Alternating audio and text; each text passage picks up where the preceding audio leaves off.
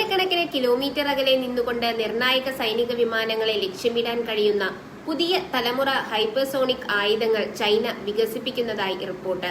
വ്യോമ ടാങ്കറുകൾ, airborne early warning and control വിമാനങ്ങൾ, കമാൻഡ് വിമാനങ്ങൾ തുടങ്ങി ഉയർന്ന മൂല്യമുള്ള ലക്ഷ്യങ്ങളെ ഭീഷണിപ്പെടുത്താൻ കഴിയുന്ന ഈ സാങ്കേതിക വിദ്യ ഭാവിയിലെ ചൈന അമേരിക്ക സംഘർഷത്തിന്റെ ഗതി തന്നെ മാറ്റിയേക്കാമെന്നാണ് വിലയിരുത്തൽ. വിഷയത്തിൽ നേരിട്ടറിവുള്ള വ്യക്തിയെ ഉദ്ധരിച്ച് ബ്ലൂംബെർഗാണ് നിർണായകമായ ഈ റിപ്പോർട്ട് പുറത്തുവിട്ടത്.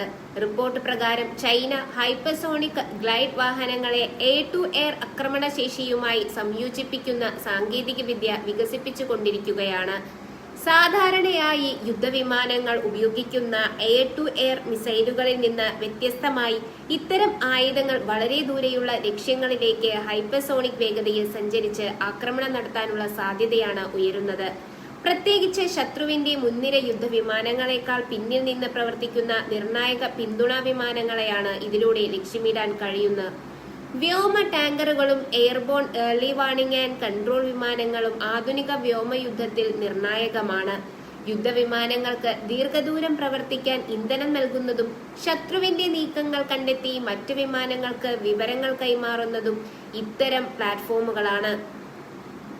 അതിനാൽ അവയെ യുദ്ധഭൂമിയിൽ നിന്ന് വളരെ അകലെയിരുന്നു കൊണ്ട് തന്നെ ആക്രമിക്കാൻ കഴിഞ്ഞാൽ ഒരു രാജ്യത്തിന്റെ മുഴുവൻ വ്യോമ പ്രവർത്തന ശൃംഖലയെയും ബാധിക്കാൻ കഴിയും. ഇതാണ് ചൈനയുടെ പുതിയ ഹൈപ്പർസോണിക് ശേഷിയെ അമേരിക്കൻ സൈനിക ആസൂത്രകർ ഗൗരവത്തോടെ കാണാനുള്ള പ്രധാന കാരണം. ചൈനയുടെ DF-17 സംവിധാനവുമായി ബന്ധപ്പെട്ട ഹൈപ്പർസോണിക് ഗ്ലൈഡ് വാഹനത്തിന് ഏകദേശം 1500 മൈൽ, അതായത് 2400 കിലോമീറ്ററിലധികം ദൂരം സഞ്ചരിക്കാൻ കഴിയുമെന്ന് റിപ്പോർട്ട് പറയുന്നു. അതേസമയം DF-27 പോലുള്ള കൂടുതൽ ദീർഘദൂര സംവിധാനങ്ങൾക്ക് ഏകദേശം 5000 മൈൽ വരെ പരിധിയുണ്ടാകുമെന്നും റിപ്പോർട്ടിൽ പറയുന്നു. ഇത്രയും ദൂരപരിധി അമേരിക്കയുടെ പസഫിക് മേഖലയിലെ പ്രധാന സൈനിക കേന്ദ്രങ്ങളെയും സൈനിക പിന്തുണാ സംവിധാനങ്ങളെയും ചൈനീസ് മിസൈൽ ശേഷിയുടെ പരിധിയിലേക്ക് കൊണ്ടുവരാൻ സാധ്യതയുണ്ട്.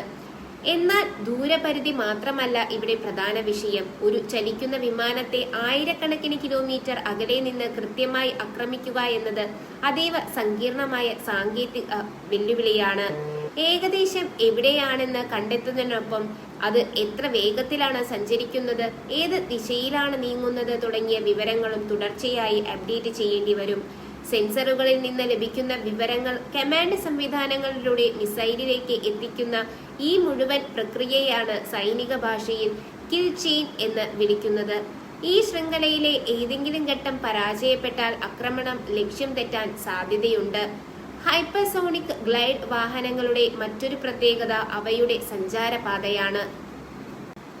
സാധാരണ ബാലിസ്റ്റിക് മിസൈലുകൾ പോലെ ഒരു സ്ഥിരതയുള്ള പാത പിന്തുടരാതെ അന്തരീക്ഷത്തിന്റെ മുകളിലത്തെ ഭാഗങ്ങളിലൂടെ സഞ്ചരിക്കുകയും ദിശയിൽ മാറ്റങ്ങൾ വരുത്താനുള്ള കഴിവ് നേടുകയും ചെയ്യുന്ന സാങ്കേതിക വിദ്യയാണ് ഹൈപ്പർസോണിക് ഗ്ലൈഡ് വാഹനങ്ങളിൽ ഉപയോഗിക്കുന്നത്.